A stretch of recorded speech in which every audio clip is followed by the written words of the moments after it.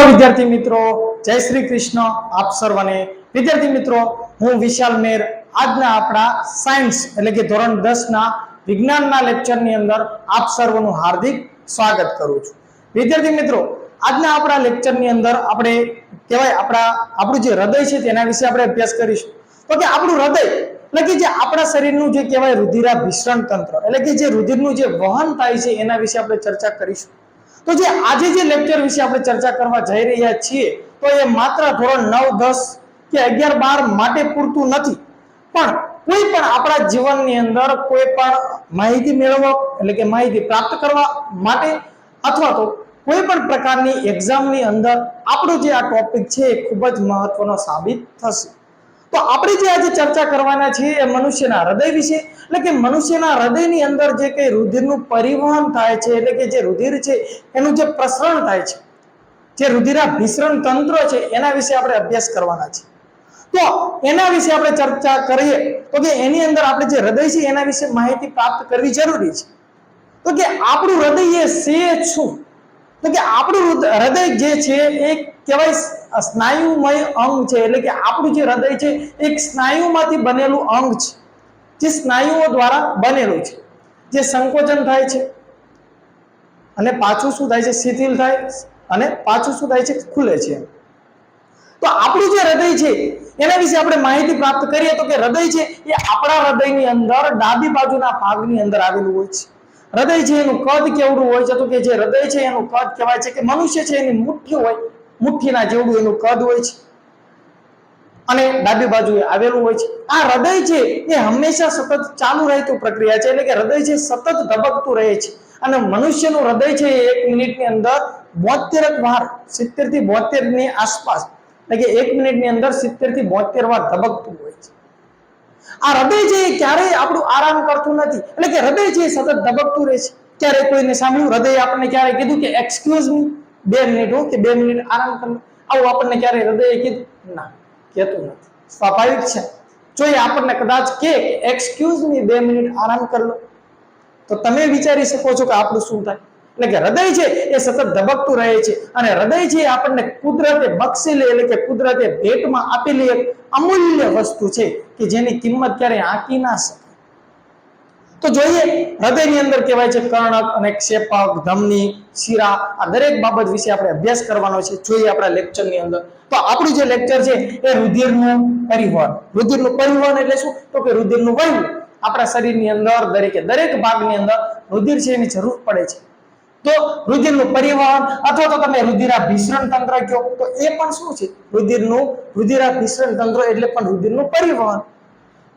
મનુષ્યનું હૃદય આપણે અભ્યાસ જ મનુષ્યના હૃદય વિશે એટલે કે મનુષ્યના હૃદયની અંદર જે રુધિરનું પરિવહન થાય છે એના વિશે આપણે અભ્યાસ કરવાનો છે। તો કે આપણો લેક્ચર અહીંયા મેં લખેલું છે ધોરણ 10, પણ તમે ધોરણ 9 10 6 7 કોઈ પણ કોલેજ હોય, કોઈ પણ એક્ઝામ હોય એના માટે મહત્વનું છે।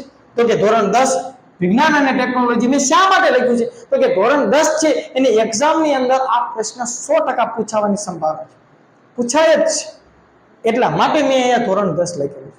તો જોઈએ આપણું હૃદય, તો જે મેં અહીંયા આકૃતિ દર્શાવેલી છે એ આપણા હૃદયની છે। હવે આ મેં આકૃતિ દર્શાવેલી છે કે આ રીતની આકૃતિ હોય છે આપણી, તો અહીંયા મેં જે દર્શાવેલી છે ને તમે સ્વાભાવિક રીતે તો આ જે છે સમજો કે હું તમારી આ સામે ઉભેલો છું, તો આ જે આકૃતિ છે ને એ મારા તરફની છે એટલે કે મારી જે આ બાજુ આપણું હૃદય આવેલું હોય છે તો કે ડાબી બાજુ હોય છે, તો આ જે હૃદયની આકૃતિ છે એટલે આ મારી ડાબી બાજુ થશે અને આ મારી જમણી બાજુ થશે। અને સ્વાભાવિક છે જે મારી ડાબી બાજુ છે ને એ તમારી જમણી બાજુ થશે, કેમ કે તમે આમ ઊભા છો તો તમારી જમણી બાજુ થશે, પણ હું તમારી સામે આ રીતે ઊભેલો છું એટલે આ વસ્તુ છે ડાબી બાજુ થશે। તો આ જે આકૃતિ દોરેલી છે એ મેં મારી દિશાને ધ્યાનમાં રાખીને દોરેલી છે એટલે આ બાજુ છે ડાબી બાજુ અને આ બાજુ છે જમણી બાજુ, અને તમારા માટે શું થશે તો કે એ દિશા વિરુદ્ધ થશે। તો જ્યારે પરીક્ષાની અંદર તમે ક્વેશ્ચન લખતા હોય તો ખાસ ધ્યાન રાખજો। તો આ હૃદયની આકૃતિ છે, તો હૃદય છે ને એની અંદર તો પહેલા તો સમજવું તો આ આકૃતિ છે એની અંદર શું આવશે તો કે જમણું કર્ણક અને જમણું ક્ષેપક આવશે, ત્યારબાદ ત્રિદલ વાળ આવશે, ડાબું કર્ણક આવશે, ડાબું ક્ષેપક આવશે, ત્રિદલ વાળ આવશે, ધમની આવશે, શિરા આવશે, કેશિકાઓ આવશે। આના વિશે આપણે અભ્યાસ કરવાનો છે। ભાઈ બને છે શું તો કે આપણે સૌથી પહેલા એ સમજવું જરૂરી છે કે આ કર્ણક અને ક્ષેપક સમજવા જરૂરી છે। બધી બાબત વિશે આપણે ચર્ચા કરીશું, પણ વિદ્યાર્થી મિત્રો યાદ રાખજો કે આ આપણું હૃદય છે ને એની ઉપર બાજુ શું આવે છે? તો કે ઉપરની બાજુ કર્ણક આવે છે. ઉપરની બાજુ શું આવશે? કર્ણક આવશે. અને નીચેની બાજુ શું આવશે? તો કે નીચેની બાજુ ક્ષેપક આવશે. હવે ડાબી બાજુ હોય છે તો ડાબી બાજુનું કર્ણક આવશે, જમણી બાજુ છે તો જમણી બાજુનું ક્ષેપક આવશે. તો સમજો હવે શું છે તો કે અહીંયા વિદ્યાર્થી મિત્રો જ્યારે પરીક્ષાની અંદર આપણે ક્વેશ્ચન લખતા હોય ને ત્યારે એ ભૂલાઈ જાય છે. હા, શબ્દો આપણને યાદ હોય છે કે કર્ણક અને ક્ષેપક એવી કંઈક વસ્તુ આવે છે, પણ આપણે તકલીફ ક્યાં થાય છે કે ક્યાં કર્ણક આવે અને ક્યાં ક્ષેપક આવે એ ભૂલાઈ જાય છે. એટલે ઉપર કર્ણક આવશે કે ઉપર ક્ષેપક આવશે? ઉપર ક્ષેપક આવશે, આ ભૂલાઈ જાય. તો વિદ્યાર્થી મિત્રો જો હું કઈ લોજિકથી તમને યાદ કરાવવા કરું છું તો ધ્યાન રાખજો. જો કર્ણક અને ક્ષેપક, તમે સ્વાભાવિક રીતે આ વાતને ખાસ ધ્યાનમાં રાખજો. તો જો તમે કક્કો લખો ખ ગ ખ એ રીતે તમે હાલા જાઓ અને ક્ષ અને જ્ઞ આ રીતે તમે જ્યારે કક્કો લખો તો પેલા ક આવશે કે ક્ષ આવશે? એટલે ક એટલે કર્ણકનો ક પેલા આવશે કે ક્ષેપકનો ક્ષ પેલા આવશે? તો સ્વાભાવિક છે તમે કહેશો કે સર પેલા શું આવશે? કર્ણકનો ક આવશે અને ક્ષેપકનો ક્ષ આવશે. તો યાદ રાખજો કે ઉપરની બાજુ જે કઈ વસ્તુ આવશે ને એ શું આવશે? કર્ણક આવશે. ક પહેલા આવે છે એટલે ઉપરની બાજુ શું આવશે? કર્ણક આવશે. અને ક્ષ છેલ્લે આવે છે તો નીચેની બાજુ શું આવશે? તો કે નીચેની બાજુ ક્ષેપક આવશે. આશા રાખું છું આ વાત મારી તમે સમજતા હશો. હવે જે ડાબી બાજુ છે એ બાજુ શું આવશે? તો કે ડાબી બાજુ હશે અહીંયા ડાબુ કર્ણક હશે, અને જે જમણી બાજુ હશે અહીંયા શું હશે? જમણું ક્ષેપક હશે. એટલે સોરી, જે જમણી બાજુ હશે એ જમણું કર્ણક હશે. એટલે અહીંયા પણ જો કક્કો લખીએ તો ક ખ ક્ષ એ રીતે જઈએ તો સૌથી પહેલા ક આવે છે અને ક્ષ છેલ્લે આવે છે. તો ઉપરની બાજુ શું હોય છે? કર્ણક, અને નીચેની બાજુ શું હોય છે? ક્ષેપક. એટલે હવે અહીંયા કંઈક વાત એવી થઈ કે જે ઉપરની બાજુ આવે છે ને એ કર્ણક આવશે, નીચેની બાજુ આવશે એ શું આવશે? ક્ષેપક આવશે. આ બાજુ પણ જે ઉપરની બાજુ આવશે એ કર્ણક આવશે, નીચેની બાજુ આવશે એ ક્ષેપક આવશે. તો જમણું કર્ણક અને જમણું ક્ષેપક, ડાબુ કર્ણક અને ડાબુ ક્ષેપક આવી કંઈક વસ્તુ આવે છે. હવે કર્ણક ઉપર આવે છે એ વાત ફાઇનલ થઈ જાય અને ક્ષેપક છે એ નીચે આવે છે એ વાત ફાઇનલ થઈ ગઈ. તો જે ડાબી બાજુ છે આ બાજુ હું ઉભેલો છું તો આ મારી ડાબી બાજુ છે, તો સ્વાભાવિક છે ડાબી બાજુ શું આવશે? ડાબુ કર્ણક આવશે. અને આ મારી જમણી બાજુ છે તો ઉપરની બાજુ શું આવશે? તો કે સ્વાભાવિક છે જમણી બાજુ છે તો કે જમણું કર્ણક આવશે ઉપરની બાજુ. આ બાજુ ઉપરની બાજુ શું આવશે? તો કે ડાબુ કર્ણક આવશે ડાબી બાજુ છે એટલે. અને આ બાજુ જમણી બાજુ શું આવશે? તો કે જમણું કર્ણક આવશે. એટલે ઉપરની બાજુ કર્ણક થઈ ગયું. હવે નીચેની બાજુ શું આવશે? તો કે આ બાજુ નીચે ક્ષેપક આવે છે. નીચે શું આવે છે? ક્ષેપક આવે છે. તો આ બાજુ શું હોય છે? ડાબી બાજુ છે તો કે ડાબુ ક્ષેપક.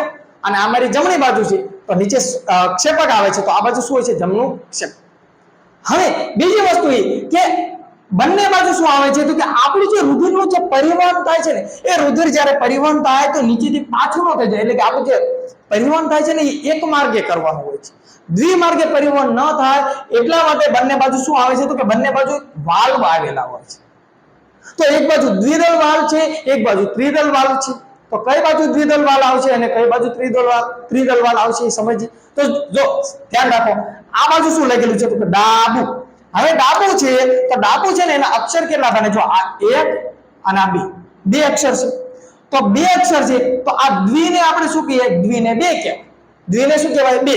તો આ ડા અને બુ બે અક્ષર છે તો જે બાજુ બે અક્ષર છે ને ડાબાના બે અક્ષર છે એ બાજુ દ્વિદળ વાળા આવશે. તો ખબર હોવી પડે હો કે દ્વિ એટલે બે થાય. હવે આ બાજુ જુઓ તો કે આ બાજુ શું લખેલું? જમણું.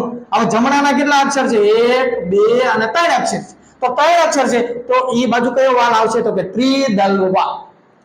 જમણાના 3 અક્ષર છે તો એ બાજુ ત્રિદળ વાલ, અને ડાબાના 2 અક્ષર છે તો એ બાજુ દ્વિદળ વાલ. અત્યાર સુધી મેં તમને એ સમજાવ્યું કર્ણક, ક્ષેપક અને વાલ વિશે માહિતી આપી. જમણી બાજુ ત્રિદળ વાલ આવશે, ડાબી બાજુ દ્વિદળ વાલ આવશે. આટલી આશા હું આશા રાખું છું કે આટલી વાત તમને સમજણમાં આવી છે. અને બીજી રીતે તમારે કદાચ યાદ રાખવું હોય તો એ યાદ રાખો કે જો 3 મોટા કહેવાય, 2 નાના કહેવાય. હવે સ્વાભાવિક છે હું તમને એમ કહું કે તમારા ડાબા હાથમાં બળ વધારે હોય કે જમણા હાથમાં બળ વધારે હોય? તો સ્વાભાવિક છે જમણા હાથમાં. કોઈ ડાયબિટીસ એમ કહે છે કે ના સર ડાબા હાથમાં હોય. ના, એ વાત ખોટી છે. તાકાત આપણા જમણા હાથમાં હોય. શા માટે? જો કદાચ એવું હોત ને કે ડાબા હાથમાં બળ વધારે હોય તો આપણે જે કહેવતનો ઉપયોગ કરીએ છીએ કે તને હરાવો એ તમારા ડાબા હાથનો ખેલ છે, તો આપણે અહીંયા એમ ન કહેતા હોય તો કઈ એમ કહે કે તને હરાવો ને મારા જમણા હાથનો ખેલ.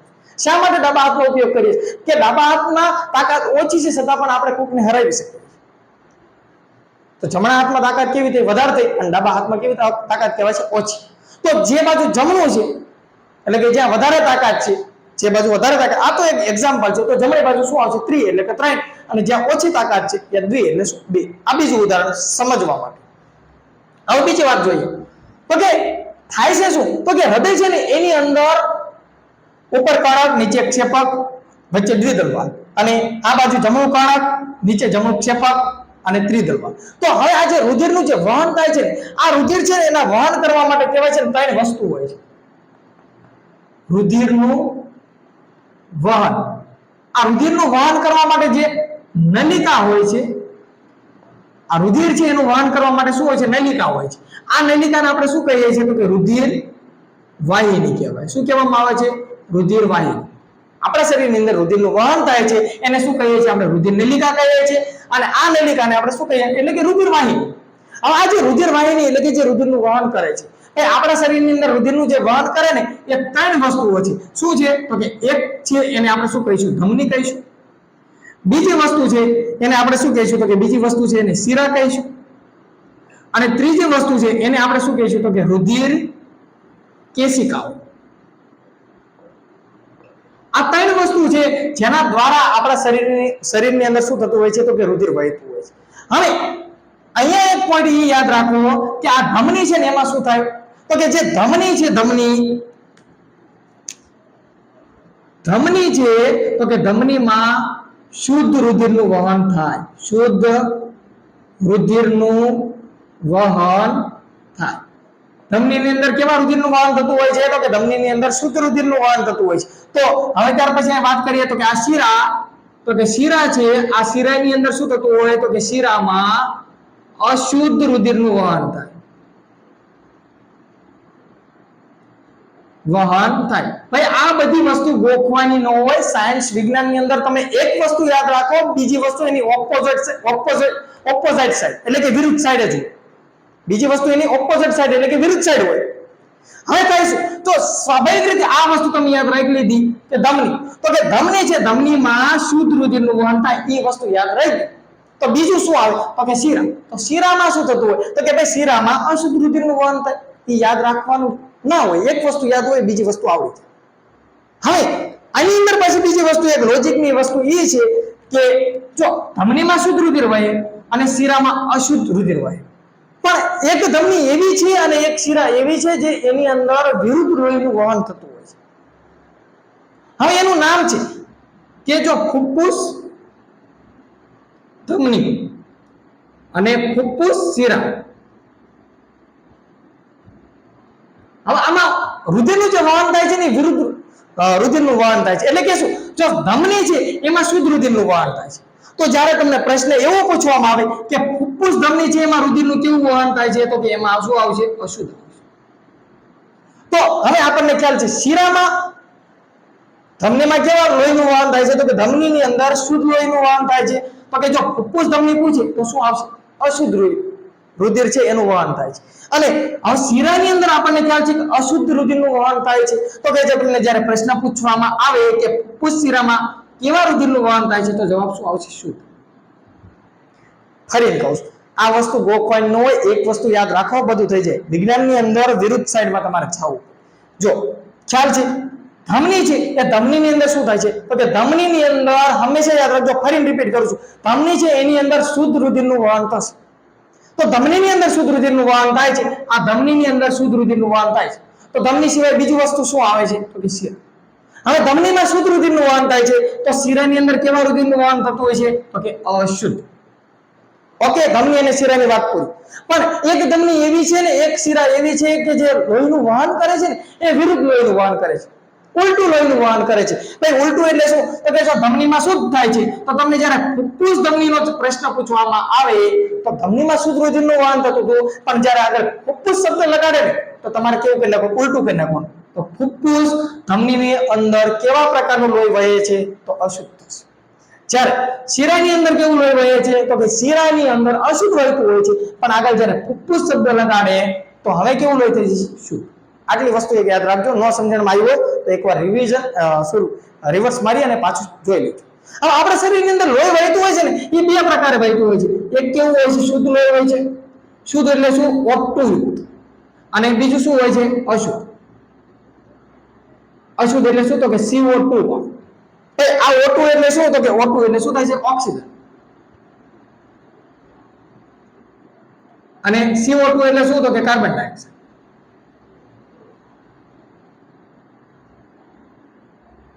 શા માટે આ બે પ્રકારનું લોહી વહેતું હોય? તો વિચાર કરો વિદ્યાર્થી મિત્રો કે થાય છે શું કે આપણા શરીરની અંદર લોહી વહેતું હોય છે. આખા શરીરની અંદર લોહી વહે છે અને આપણા શરીરના દરેક ભાગને જે કહેવાય છે બ્લડ એટલે કે જે લોહી વહે છે એની અંદરથી જે ઓક્સિજન હશે એ ઓક્સિજન શરીરનો દરેક ભાગ છે એ લઈ લે છે. હવે ઓક્સિજન લઈ લે છે એટલે કે એની અંદર જે કઈ કચરો છે કાર્બન ડાયોક્સાઇડ લોહીની અંદર ઉમેરાય છે અને કાર્બન ડાયોક્સાઇડ વાળું લોહી છે એ કહેવાય છે હૃદયની અંદર આવે છે, ત્યાંથી ફેફસામાં શુદ્ધ થવા જાય છે. એટલે કે એ શુદ્ધ થઈને પાછું ઓક્સિજન વાળું લોહી થઈ અને પાછું શરીરની અંદર પ્રસરણ પામે છે. એ પ્રક્રિયા તમને સમજાવું છું. સમજી લો કે આપણું શરીર છે, આપણું શરીર છે.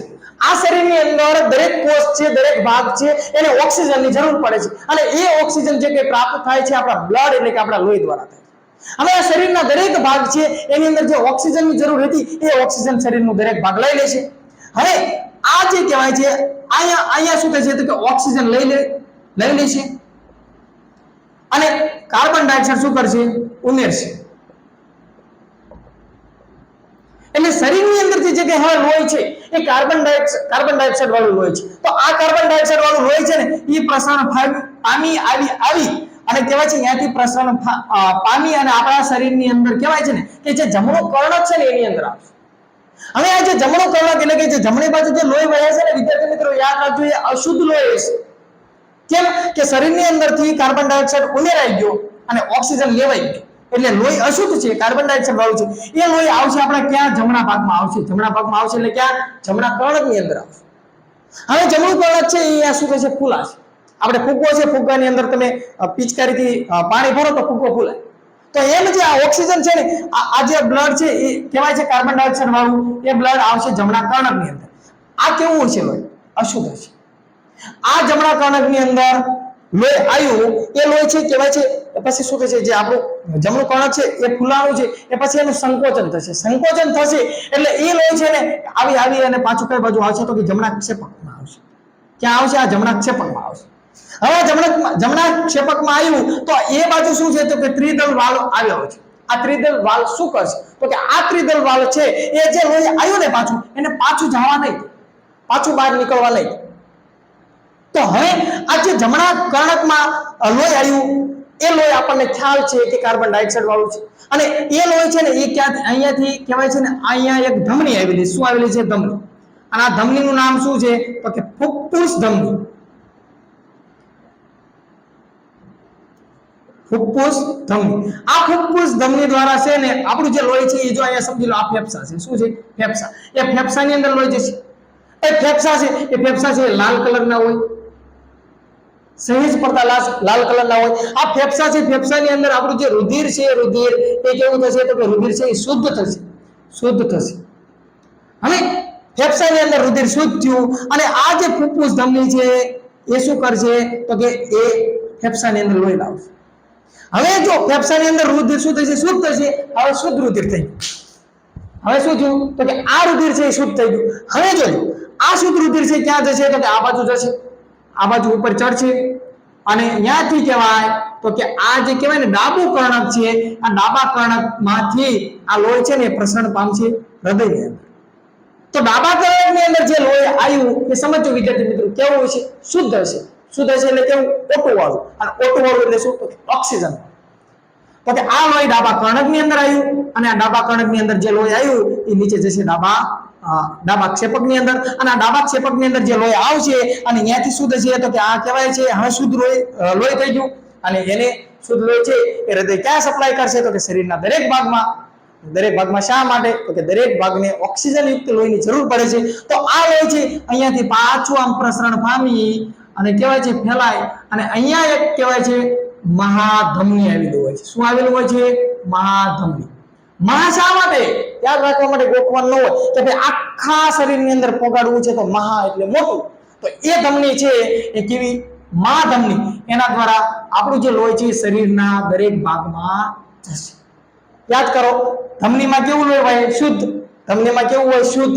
અને આખા શરીરમાં લોહી પોગાડે છે એટલે આપણે શું યાદ રાખશું? મહાધમનીમાં શુદ્ધ વહે. શુદ્ધ લોહી આવી ગયું તો કે હા, એટલા માટે એને આપણે શું કહીશું? મહાધમની.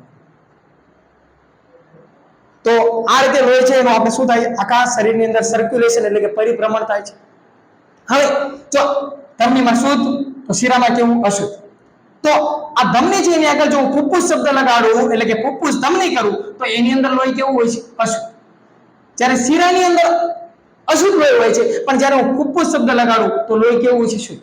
તો જોઈએ કે અહીંયા થાય છે. જો અહીંયા મેં શું લખ્યું કે જે આ કાર્બન ડાયોક્સાઇડ વાળું લોહી આવ્યું હતું જમણા કર્ણકમાં, અહીંયાથી જમણા ક્ષેપકમાં અને ફેફસામાં શુદ્ધ થવા જાય છે, તો આ જે જમણા ક્ષેપકમાંથી જે ફેફસાની અંદર જે લોહી શુદ્ધ થવા જાય છે ને એ શેના વડે જશે? તો કે ફુફ્ફુસ ધમની વડે જશે. હવે યાદ કરો, ધમનીની અંદર કેવા પ્રકારનું લોહી વહે છે? તો કે આપણને ખ્યાલ છે ધમનીની અંદર શુદ્ધ લોહી વહેતું હોય છે, પણ જ્યારે ફુફ્ફુસ શબ્દ લગાડું તો લોહી કેવું થઈ જાય? તો કે ફુફ્ફુસ ધમનીની અંદર અશુદ્ધ લોહી વહે. ધમનીમાં શુદ્ધ, પણ ફુફ્ફુસ ધમનીમાં કેવું હોય? તો કે અશુદ્ધ લોહી હોય. એટલે કે આ અશુદ્ધ લોહી છે એટલે કે ફેફસાની અંદર જે લોહી લઈ જાય છે એ કોણ લઈ જશે? ફુફ્ફુસ ધમની લઈ જશે. હવે ફેફસાની અંદર લોહી શુદ્ધ થઈ ગયું તો કે હા, શુદ્ધ થઈ ગયું. અને એ લોહી છે આ રીતે કઈ બાજુ? તો કે ડાબા કર્ણકમાં ઠલવાશે. હવે યાદ કરો, અહીંયા શિરા, શિરાની અંદર કેવા પ્રકારનું લોહી હોય? તો કે શિરાની અંદર અશુદ્ધ લોહી વહેતું હોય છે. કેવું હોય છે? શિરામાં અશુદ્ધ લોહી હોય છે, પણ જ્યારે આગળ ફુફ્ફુસ શબ્દ લગાડું એટલે કે ફુફ્ફુસ શિરા કરું તો જે આ ફુફ્ફુસ શિરા છે એની અંદર કેવું લોહી હોય છે? કે શુદ્ધ.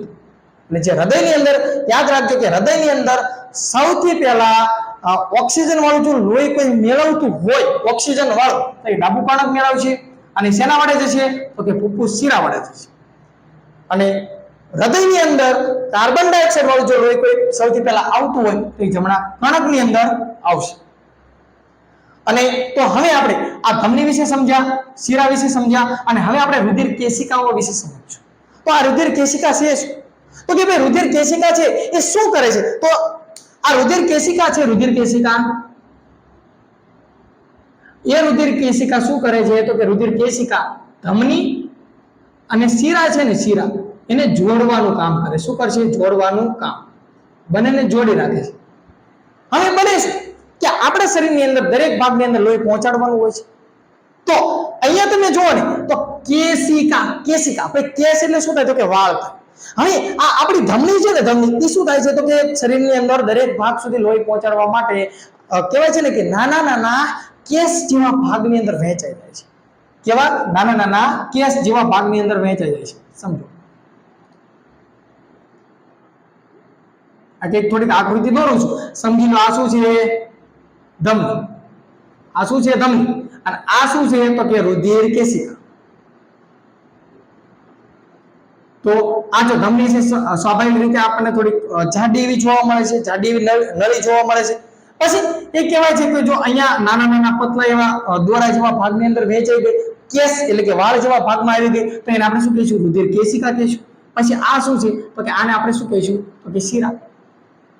તો મેં કીધું એમ કે રુધિર કેશિકા છે ધમની અને શિરાને જોડવાનું કામ કરે છે. તો કે જો આ રુધિર કેશિકા છે, આ ધમની છે, આ રુધિર કેશિકા છે, આ ધમની છે અને આ શિરા છે. તો આ રુધિર કેશિકા છે એ આ ધમની અને શિરા બંનેને શું કરે છે? જોડવાનું કામ કરે છે. અને કહેવાય છે કે આ રુધિર કેશિકા છે ધમનીની અંદર ખુલે છે અને ધમની છે એ શિરાની અંદર ખુલે છે. અને એ રીતે જે લોહી છે એનું આખું પરિભ્રમણ આપણા શરીરની અંદર થતું હોય છે. બીજી વસ્તુ એક એ સમજવાની કે જે આ ઉપર કર્ણક આવેલો છે ને, કર્ણક અહીંયા લખું છું કર્ણક. તો કે કર્ણક છે ને એની દિવાલ કેવી હોય છે? દિવાલ પાતળી. દિવાલ કેવી હોય? પાતળી. અને ક્ષેપક, આ ક્ષેપક છે એની દિવાલ કેવી હોય છે? તો કે એની દિવાલો હોય છે એ જાડી હોય છે. પછી શા માટે જાડી હોય છે? તો તમને એ પણ થોડોક સિમ્પલ ઉદાહરણ દ્વારા સમજાવું કે અહીંથી લોહી આવે છે, આ લોહીનો બધો ભરાવો ક્યાં થવાનો? અહીંયા નીચે થવાનો. આ નીચે થવાનો લોહીનો ભરાવો એટલે કે અહીંયા સ્વાભાવિક છે દબાણ થવાનું. આપણે ફુગ્ગો હોય એની અંદર પાણી ભરતા હોય તો દબાણ ક્યાં થવાનું? નીચે થવાનું. તો એ રીતે અહીંયા કહેવાય છે આ લોહી જે કંઈ આવે છે એ બધાનો લોહીનો ભરાવો નીચે થવાનો, એટલે એની જે દિવાલ છે ને જાડી હોય છે. જ્યારે કર્ણકો છે એની દિવાલ કેવી હોય છે? પતલી હોય છે. તો આપણે ધમની, શિરા અને રુધિર કેશિકા એના વિશે પણ આપણે ચર્ચા કરી. ભાઈ આપણું હૃદય છે એક કહેવાય છે મુઠ્ઠી જેવડું હોય છે, કદ એનું મુઠ્ઠી જેવડું હોય છે અને 1 મિનિટની અંદર 70 થી 72 વાર આપણું હૃદય છે એ ધબકતું હોય છે. અને હૃદય છે આપણા ફેફસાની અંદર છે ડાબી બાજુ આવેલું હોય છે. અને ફેફસા છે એનો કલર છે સેજ લાલ કલરનો હોય છે. ફેફસાની અંદર રુધિર શુદ્ધ થાય છે અને એ શુદ્ધ થઈ અને લોહી છે એ ડાબા કણકની અંદર આવે છે. ડાબા કણક અને ડાબા ક્ષેપકની વચ્ચે દ્વિદલ વાલ્વ, જમણા કણક અને જમણા ક્ષેપકની વચ્ચે ત્રિદલ વાલ્વ આવેલા હોય છે. શા માટે? તો કે લોહી છે એ પાછું એકતરફી વહન કરવા માટે એ વાલ્વ આવેલા હોય છે. ડાબા કણક અને ડાબા ક્ષેપક વચ્ચે દ્વિદલ વાલ્વ આવેલો છે અને એ કહેવાય છે ને જે શુદ્ધ લોહી આવે છે એ કહેવાય છે મહાધમની દ્વારા શરીરના દરેક ભાગની અંદર જાય છે. તો અહીંયા આપણું જે કહેવાય છે રુધિરનું પરિવહન અથવા તો કે રુધિરાભિસરણ તંત્ર, જે મનુષ્યનું હૃદય છે એના વિશેનો જે આપણો લેક્ચર છે આપણે પૂર્ણ કરીએ છીએ. આશા રાખું છું મારા લેક્ચરની અંદર તમને સમજણમાં આવ્યું હોય છે. અને જો તમને વિડીયો પસંદ પડતો હોય તો લાઈક કરો, શેર કરો, સબસ્ક્રાઇબ કરો. આપ સર્વનો આભાર.